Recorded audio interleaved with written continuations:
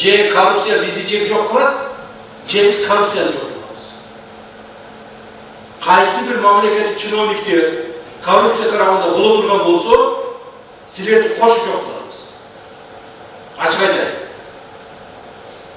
Qayсы bir мамлекеттік чиновниктер korrupsiya менен биргелешип, korrupsiya аркылуу бийлигин жүргүзүп, korrupsiya аркылуу бала чакасын багып, же korrupsiya аркылуу өзүнүн ошол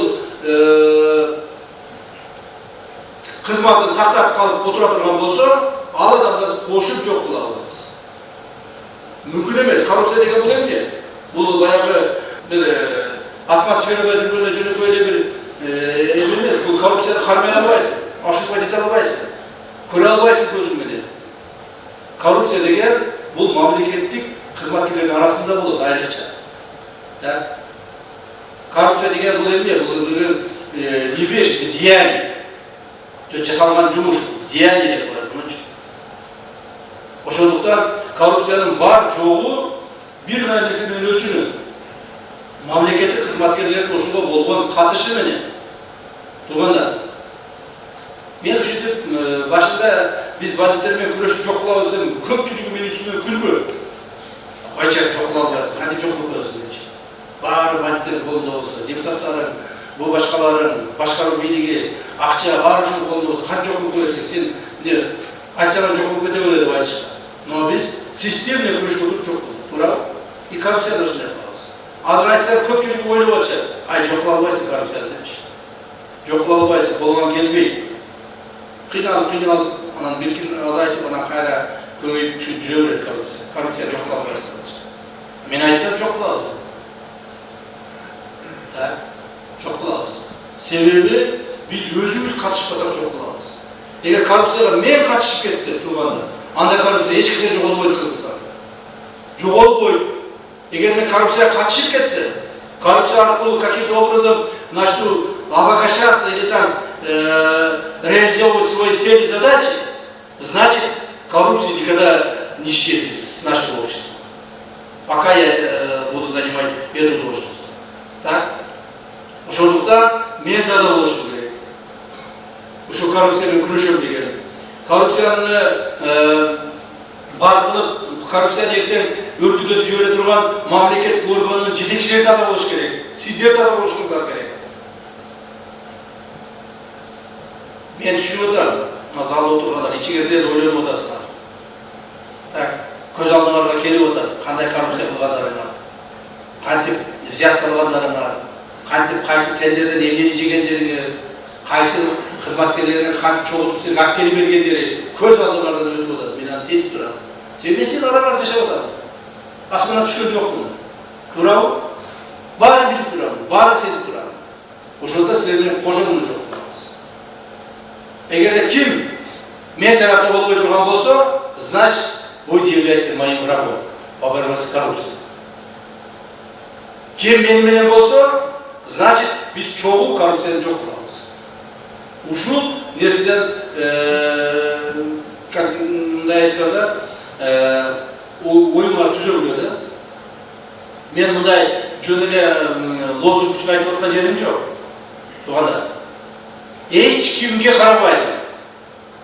Кылган ишиңерге, ээлеген ордуңарга, тууганчылыгыңарга, жебешчилиңерге, ким менен кудачылыгыңарга, же болбосо тууганчылыгыңарга, же болбосо бирөө менен таанышыңарга карабаймын. Имейте в виду, и вас никто не спасет. Силерди эч ким сактап кала албайт. Себеби ушул коррупция менен күрөшүүнүн эң башында урматтуу президентибиз тур.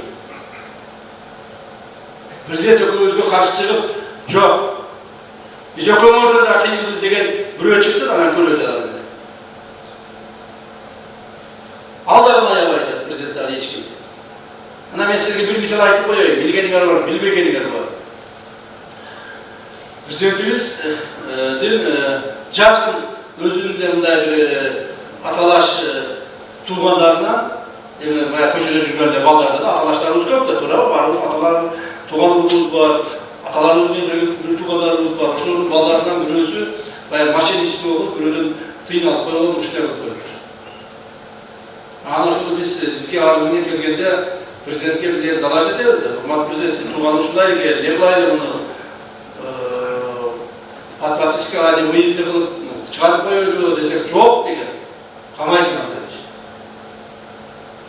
Камайсыңар деп туруп, аны да фамилиясы Жапаров болчу. Өзү карап туруп каматты президент.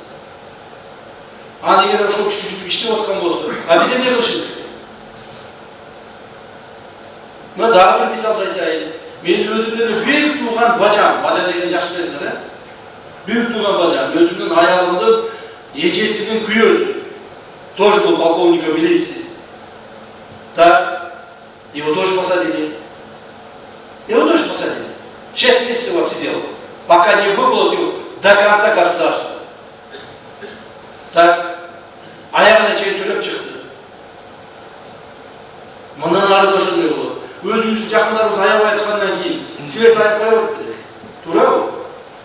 Муну мен силерге мисал катары айтып атам да, туугандар.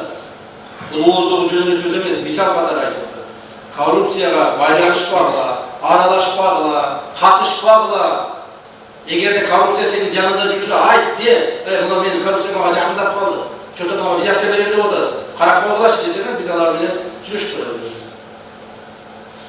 Анан кийин коррупцияны көрүп билип туруп, унчукпай отурсаңар, кошо жазаланасыңар арасында. Жетекчилер. Макулбу? Туугандар, ушуну жакшылап түшүнүп алгыла деп айтып атам силерге. Жан силер эртең ушуну айтып эле, чын эле айтып эле биз туура эмес кылдым деп кийин өкүнгөнүңөргө да жакшы болот.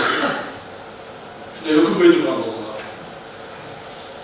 Ошон үчүн коррупциялык элементтер менен күрөшүү маселесин биз биринчи орунга койдук. Мен бир нерсени айтып коеюн. Коррупция элементтери менен күрөшүүнүн акыркы 2 жылдык жыйынтыгын берип атат бизге.